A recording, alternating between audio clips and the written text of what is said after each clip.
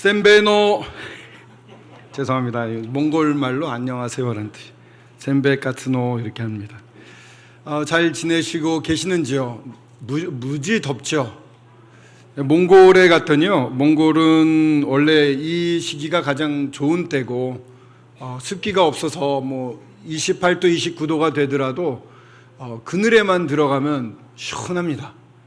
그래서 너무 시원한 상황에 있었고, 또 한 가지는 비가 너무 많이 왔어요.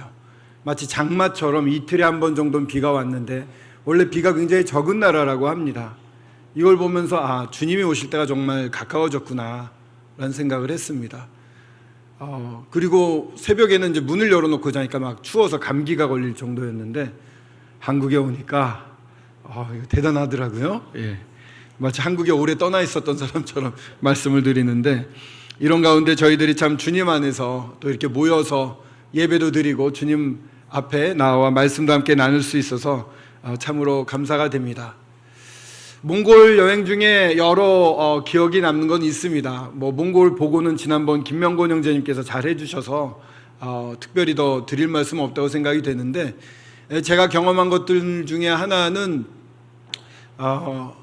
이 몽골 교회가 계속해서 이 성도들을 세워서 몽골 지역의 복음화를 위해서 노력하고 있고, 그를 위해서 박수영 형제님이 계속해서 준비를 잘 해가고 계시는데, 재작년에는 이제 예배당을 멋지게 지을 수가 있었고요. 많은 성도님들의 헌신이 있었다고 듣습니다. 현지 성도님들뿐만 아니라 한국에서 많이 도우셨고, 또 외국에서도 많이 도우셨다고 듣고 있습니다.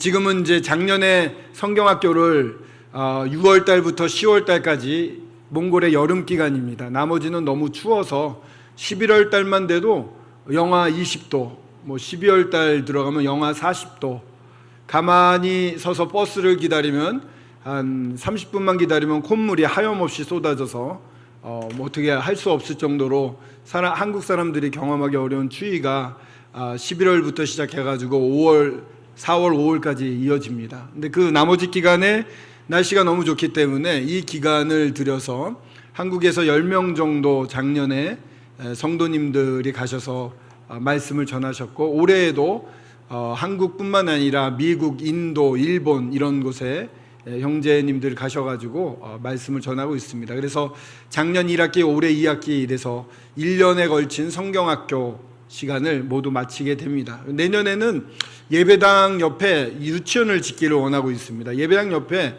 커다란 아파트 단지가 들어선답니다. 그래서 유치원을 짓기를 원하고 있는데, 땅을 이제 교회가 필요로 하는 걸 알기 때문에 사람들이 굉장히 비싼 값으로 내놓고 알바기처럼 팔지 않으려고 한답니다. 근데 그 앞에 있었던 땅도 그렇게 막 주장을 하고 안 팔려고 했는데, 주님의 마음을 바꾸시고 해서 적절한 가격에 살 수가 있었는데, 앞으로 좀 더 유치원을 하려면 땅이 좀 더 필요한가 봅니다. 근데 거기 주인들도 돈을 엄청 높이고 있는데, 같이 기도하시면서 그러한 일이 잘 진행이 돼서 내년에는 유치원을 시작할 수 있도록 인도해 달라고 저희들이 기도하면 좋겠고요. 또 거기가 개별 난방을 하는데 한 달에 굉장히 비싼가 봅니다. 60만 원, 이렇게 80만 원 가까이, 현지 사람들 돈으로 하면 엄청 비싼 건데, 한겨울에 너무 춥기 때문에 그 정도 난방비가 필요한데, 정부에서 제공하는 난방을 끓여오면은 한 그거의 3분의 1 정도밖에 안 든답니다. 근데 공사비가 많이 드는데, 그를 위해서 지금 계속 기도를 하고 있습니다. 박수영 형제님이 언젠가 주님에게 이 몽골 교회를 맡기고 그곳을 떠나기 전에 그곳에 그러한 성도님들이 편하게 지낼 수 있는 환경을 다 완비했으면 좋겠다, 이런 기도를 하고 계시더라고요. 그래서 그 부분에 대해서도 저희들이 기억나는 대로 함께 기도하고 도와드리면 좋겠다, 이런 생각을 합니다. 저는 이제 공항에 일본의 야마모리 형제님하고 일본 성도님들, 우리 모임에서 이제 서시환 형제님하고 제가 이렇게 6명이 가게 됐는데요. 도착을 한 밤 11시 넘어서 하게 됩니다. 근데 박수영 형제님 몽골 가신 지 한 9년, 10년 되시는데, 그런 날은 거의 없었다고 하는데 천둥번개가 막 치는 거예요. 그러니까 비행기가 이렇게 내려가다가 막 흔들리는 겁니다. 막 흔들리니까 내려가다 다시 올라가요. 그러면서 이제 아나운스가 옵니다. 기상이 안 좋아서 지금 착륙을 못해서 우회 중입니다, 이래요. 근데 그게 한 뭐 10분, 20분도 아니고 1시간 동안 빙빙 도는 거예요. 그러니까 좀 무서웠겠죠. 근데 이제 야마모리 형제님은 이제 70이 넘으셨기 때문에 그 딸이 저기 아프리카 잠비아에 선교를 나가 있습니다. 근데 이제 형제 자매님이 생각하시기에 노후에 어떻게 할 것인가, 모임에서 이제 섬길 수 있는 그 모두 다른 성도님들한테 물려드리고 정말 모임에서 더 이상 필요가 없게 되면 어떻게 할 것인가 이런 생각을 하셨대요. 그래서 잠비아로 가서 살아야 되나? 딸한테 부담이 되지 않을까? 의료 선교하는 딸이 힘들어하면 어떠지? 이런 생각을 하시다가 어느 날 하루 둘이서 함께 하늘 날아가면 참 좋겠다 이런 생각을 하셨답니다. 뭐 사고도 좋고 뭐 휴거도 좋고, 그래서 그날 이제 생각을 하셨대요. 오늘이 그날인가? 근데 나중에 보니까 자매님도 똑같이 오늘이 그날인가 보다 이렇게 생각하셨대요. 그러니까 제 아내가 그 얘기를 듣고 우리 남편을 왜 데리고 가려고 하시느냐 나중에 뭐라 그러셨는데, 근데 저도 마찬가지로 이러다 비행기가 떨어질 수 있겠다 이런 생각을 했습니다. 근데 좀 처음에 두려움이 있다가 가만히 생각을 해봤어요. 그러니까 제가 받은 은혜가 얼마나 큰지, 저에게 주신 소망이 무엇인지, 정말 그 부활의 능력이 제 안에 있다는 거, 이런 것들을 하나하나 묵상하면서 뭐 땅에 남겨진 사람들한테 미안하지만 이 순간에 주님 나라 가도 전혀 두렵거나 아쉬울 게 없겠다, 그런 마음을 갖고 편하게 있었습니다. 소영재님은 어떠셨는지 모르겠어요. 아마 마찬가지였다고 나중에 저희 교제할 때 동일한 얘기를 했던 것 같습니다. 그래서 거기 탔던 6명 중에 4명, 적어도 5명은, 4명은 똑같은 마음으로 주님 나라에 가는 것에 대한 소망을 누리고 있었습니다. 지금 그게 생각나는 것 중에 이유 중에 하나는 저희가 누리고 있는 이 주님이 주신 이 은혜, 그 주님 그 자체가 얼마나 놀라운 분인가에 대해서 왕왕 잊어버리고 산다는 생각을 했습니다. 그 캠프 중에는 데살로니가 전서를 제가 통역을 했고, 그 다음에 성경학교에서는 에베소서를 20시간을 제가 통역을 했습니다. 통역을 하면서 서시한 형제님이나 저나 마찬가지로 이 교회가 얼마나 소중한가, 우리가 받은 은혜가 얼마나 큰가를 굉장히 기뻐했고 깊이 묵상할 수 있는 시간이 되었습니다. 그래서 그런 얘기를 들었습니다. 유대인들은 정말 메시아가 오기를 기다리고 소수의 사람들은 계속 기다렸습니다. 메시아가 올 것을 기다렸다가 이제 메시아를 만났습니다. 예수 그리스도가 오셨습니다. 근데 많은 유대인들이 정치적인 면에서만 요구를 하고 자기들의 지위가 상승될 것만을 요구하다가 낮게 오신, 세상에서 가장 낮게 오신 예수님을 못 알아보고 그만 십자가에 달게 됩니다. 그래서 그러한 놀라운 축복이 이제 이방인에게까지 또한 흘러 넘어오게 됐는데, 그러나 그 메시아를 기다리고 그분의 가치를 알았던 유대인들에게는 이분의 이 풍요와 부요가 너무 놀라운 것이었습니다. 그래서 이제 에베소서에서 바울이 에베소에 있는 이방인 성도들에게 편지를 보내면서 우리가 가진 것이 이렇게 놀랍고 너희 이방인들도 이와 같이 놀라워졌다는 것을 1장부터 3장까지 막 자랑을 하고 있죠. 근데 종종 이런 얘기를 예화에서 들었는데, 뭐 백두산이든 후지산이든 높은 산을 올라갈 때 밑에서부터 올라오면 엄청 힘들답니다. 그죠? 그 후지산 같은 경우에는 이게 기압이 낮아지고 고도가 높아서 나중에 100m를 전력으로 뛰는 듯한 느낌으로 산을 올라가야 된대요. 그래서 이제 정상을 보는 것과 헬리콥터 타고 내려와서 정상 보는 것과 느낌이 완전 다르겠죠. 그러니까 유대인들이 느끼는 예수 그리스도가 오셔서 이 교회의 머리가 되시고 이 교회를 낳으시고 함께 하시고 지금 우편에 앉아 계시고 저희들을 중보하시고 저희들을 위해서 오실 처소를 예비하시고 또 그 놀라운 은혜 가운데 이 땅에 오셔서 저희들을 데려가시고 아주 무시무시한 환란에서 저희를 건지시고 또 천년 왕국을 또한 새하늘과 새 땅을 다스릴 때 저희 교회와 함께 다스릴 이 사건에 대해서 너무나 놀라고 기뻐했던 것이죠. 근데 저희 이방인들은 그렇게 기다리거나 이런 걸 몰랐기 때문에 마치 헬리콥터를 타고 정상에 내린 것처럼 생각하기 때문에 이 가치에 대해서 진면목을 모를 수 있다라는 교재를 들으면서 정말 그렇구나. 내가 이 서울 북부교회에 속해 있고 이 우주적인 교회 가운데 지역교회로 서울 북부교회를 두셨는데 이 가치를 얼마나 알고 얼마나 사랑하고 있는가, 이런 부분을 좀 돌아보게 되었습니다. 그리고 다니면서 이제 차를 타고 한 5시간을 빗길을, 왕복 2차선이니까 길이 막 엉망인데요. 막 울퉁불퉁하고 빨리 가자고 그랬는지 한 90에서 100km로 봉고차를 타고 빗길을 막 달려갔습니다. 그때도 주님 나라 갈 때가 됐나 보다 이런 생각을 했었는데, 가가지고 이제 특별한 경험을 했는데, 그 고비 사막 비슷한 뭐 사막 지역이 있는 데 갔어요. 근데 갔는데 인상 깊었던 거는 뭐 사막도 아니고 이 양떼와 염소떼를 기르는 그 몽골 사람 집에서 묵은 겁니다. 근데 자잖아요. 밤에 기르라는 천막 안에서 자는데 염소랑 양이 귀 옆에서 이렇게 매 이런 소리를 계속 내는 것 같은 거예요. 이게 되새김질을 하니까 갑자기 태태 소리를 내는 거예요. 입에 있는 걸 토해가지고 막 씹는데, 근데 바로 서영재님은 주무시느라고 잘 못 들으셨다고 그러는데 많은 사람들이 바로 이 텐트 옆에 와서 막 하나부다해서 잠을 설쳤다는 겁니다. 근데 한 30-40m 떨어져 있는데 한 100마리, 200마리 정도의 양과 염소가 섞여서 밤새 그걸 갖다 씹고, 또 개들은 계속 짖어요. 그 양무리 개들이 있는데 막 짖고 이래서 잠을 잘 못 잤습니다. 근데 그 다음날 보니까는 염소랑 양을 한 무리에 이렇게 집어넣어요. 울타리가 우리 교회 한 요 앞에 4분의 1 정도 크기의 울타리가 있고 그 문을 열어서 막 집어넣더라고요. 막 집어넣다가 갑자기 확 쫓아버려요. 또 집어넣었던 양과 염소를. 그래서 왜 그런가 했더니 보니까 한 마리의 염소를 잡으려고 일단 무리를 거기다 유인을 한 거예요. 그래서 그 염소가 그 안에 들어간 걸 보고 다 쫓아버리고 문을 닫더라고요. 못 나가게. 그러더니 이제 목동이 가가지고 그 염소를 귀와 목을 딱 잡고서 이렇게 끌고 와요. 질질질 끌고 오더니 이 로프 같은 걸로 이렇게 묶더라고요. 그러니까 염소 가만히 있겠습니까? 막 펄떡펄떡 뛰고 난리가 아니더라고요.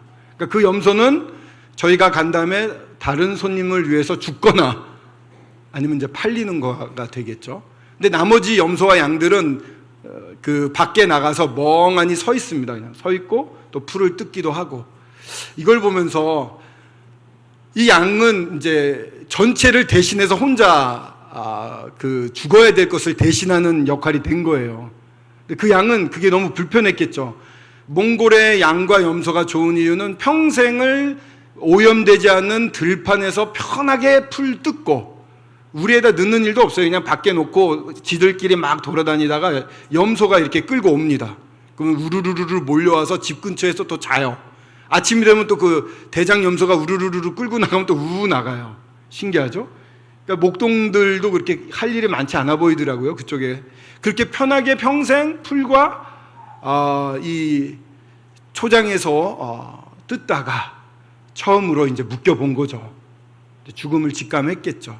근데 그 염소는 저기 그 혹시 영상을 카톡으로 보냈는데 보여주실 수 있을까요? 혹시 나중에 틀 수 있으면 한번 틀어봐 주셔도 좋겠는데, 이게 그냥 펄쩍펄쩍 뛰는 염소의 모습을 찍었습니다.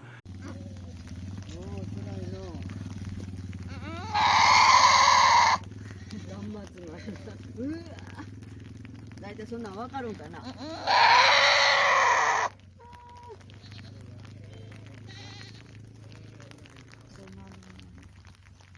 なんで一回入れたんですかね。みんなここにいる間に取らない。 나머지 염소들은 양은 이렇게 멍하니 서 있는 그런 모습들이었는데 굉장히 힘들었을 것 같습니다. 여기서 저희 말씀 한 구절 보겠습니다. 골로새서 1장 24절입니다.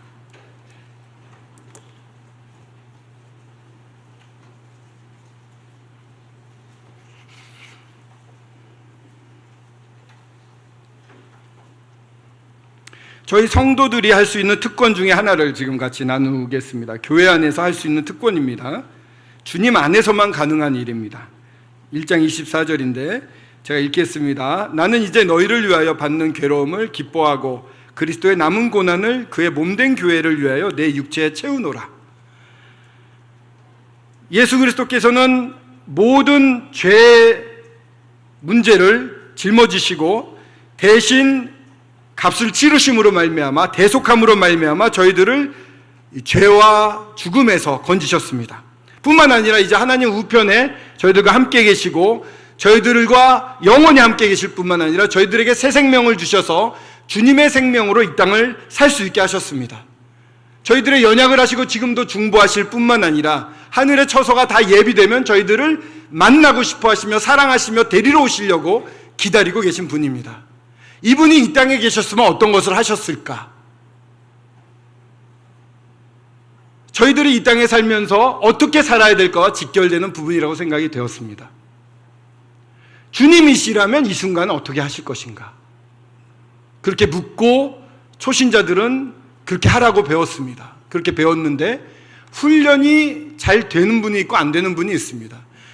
연령이 많이 되시고 믿은 지 오래되어도 결국 자기 뜻대로 사시는 성도님들이 계시고 믿음이 연수가 낮더라도 주님께 여쭈면서 주님의 인도함을 받고 사는 성도들이 있습니다.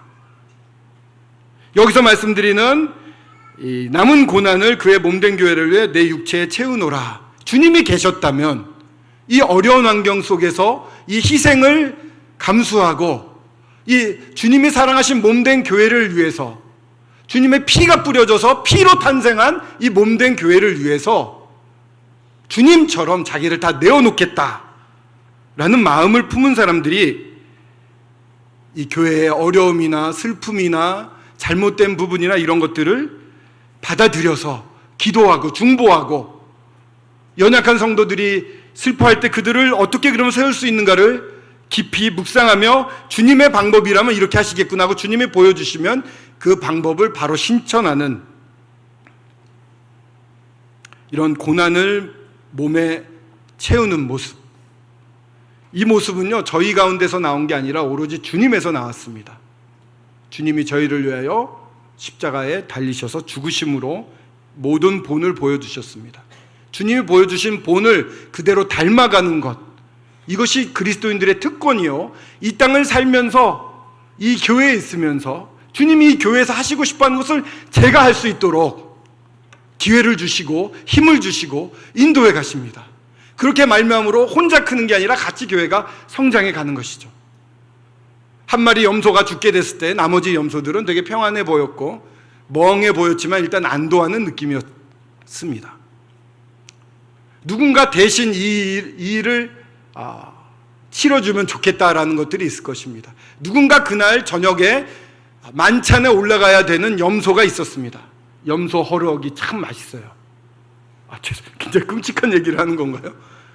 너무 많이 먹어가지고요. 제가 막 기름이 막 얼굴에서, 말고기도 맛있고요. 너무 그 초장에서 지냈던 순수한 고기들이 너무 맛있습니다.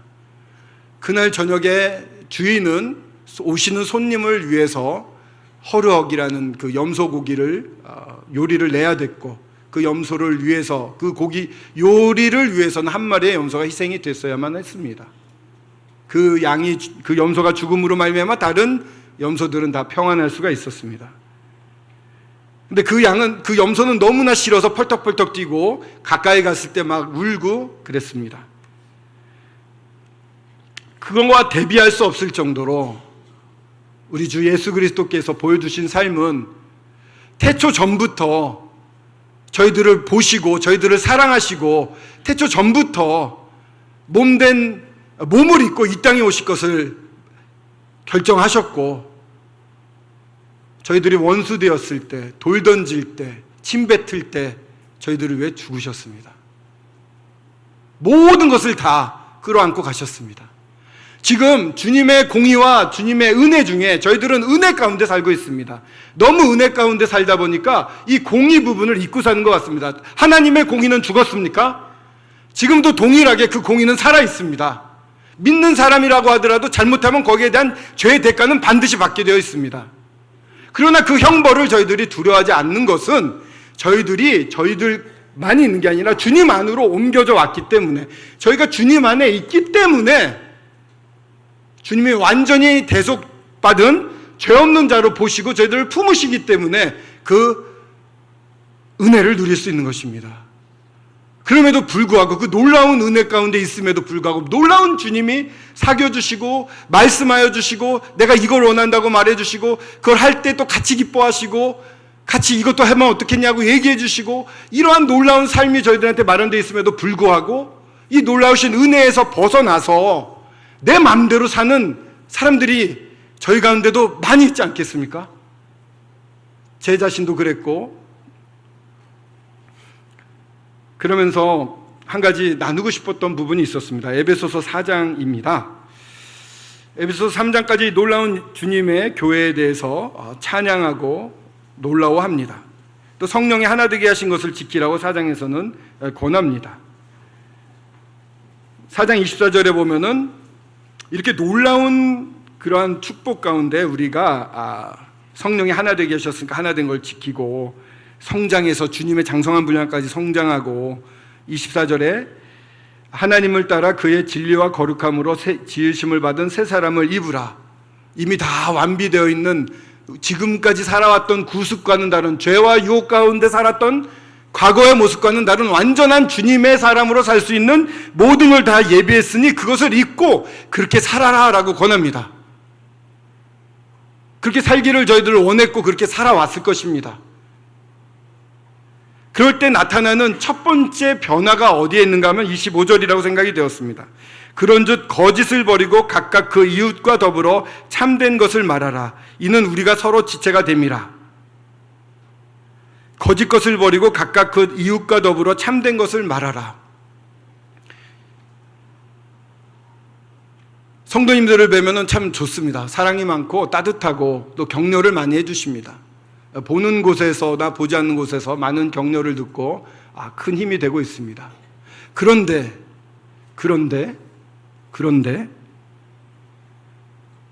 참된 것을 말하지 않는 경우도 참 많이 있다는 것을 여러 성도들과 교제하면서 느끼게 됩니다.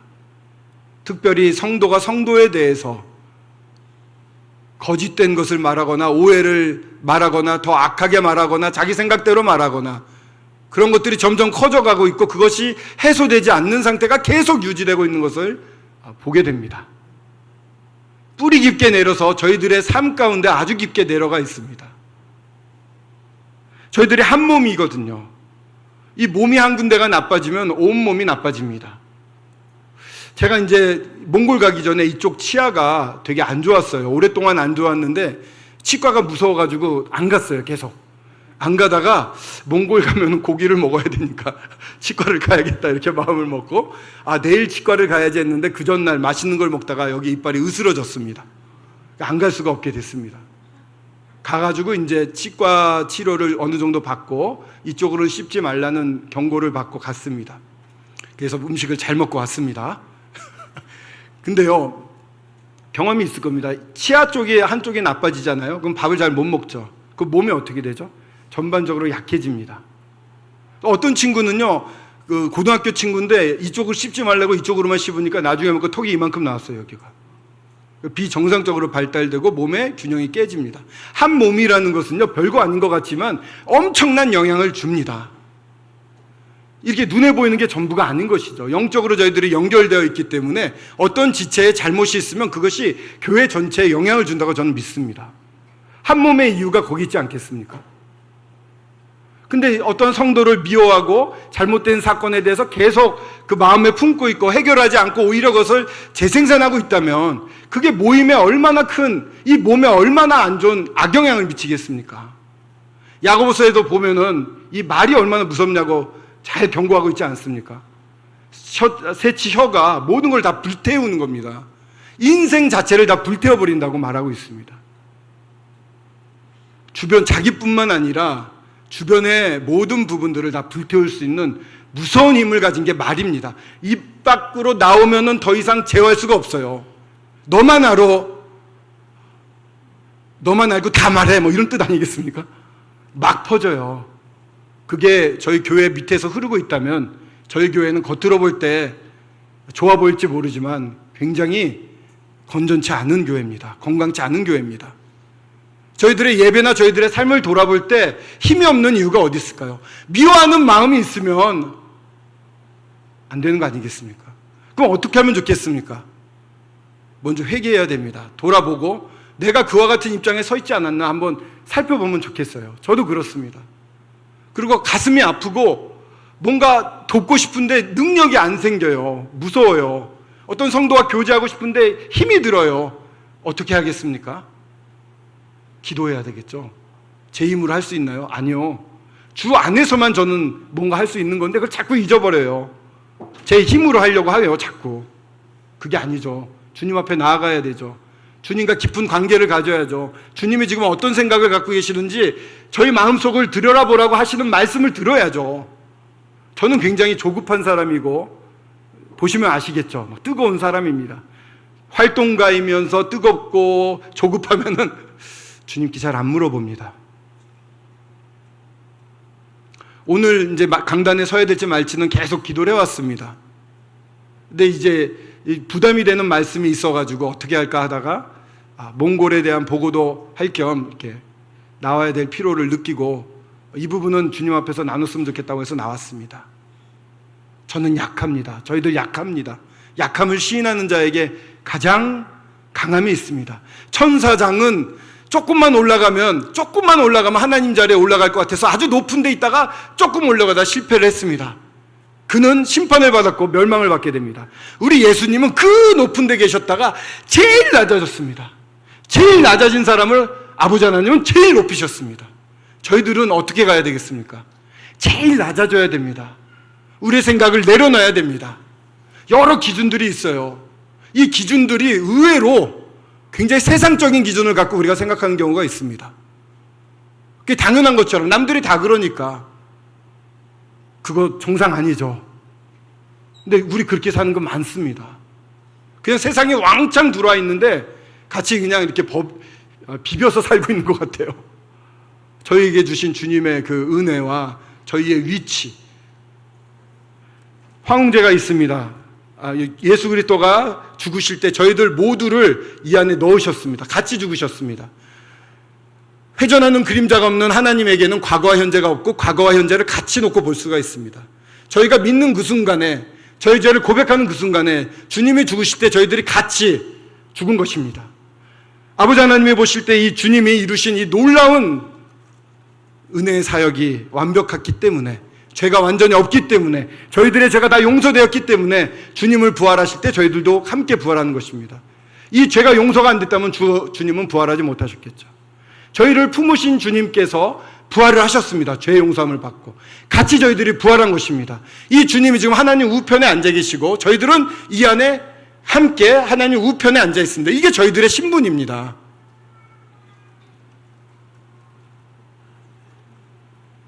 이런 놀라운 신분이 정말 내 신분이라고 믿고 계십니까? 머릿속으로는 아니라 정말 이게 주님이 말씀하신 내 신분이라고 여기고 계십니까? 이거에 대해서 깊이 묵상하고 그렇구나라고 주님 앞에 감사한 적 있으십니까?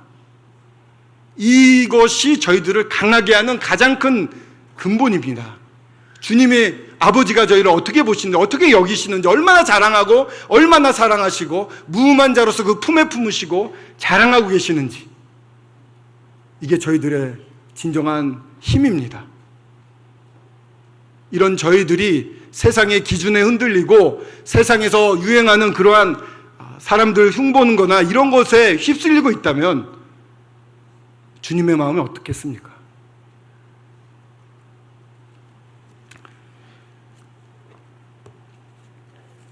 그래서 저는 주님이 너무 좋고요. 주님을 사랑합니다. 정말 사랑해요. 근데 주님을 사랑하는 척도는요, 사실은 주님이 사랑하신 사람들을 사랑하는 것이라고 해요. 눈에 보이지 않는 하나님을 사랑하는 척도, 눈에 보이는 성도들을 사랑하는 겁니다.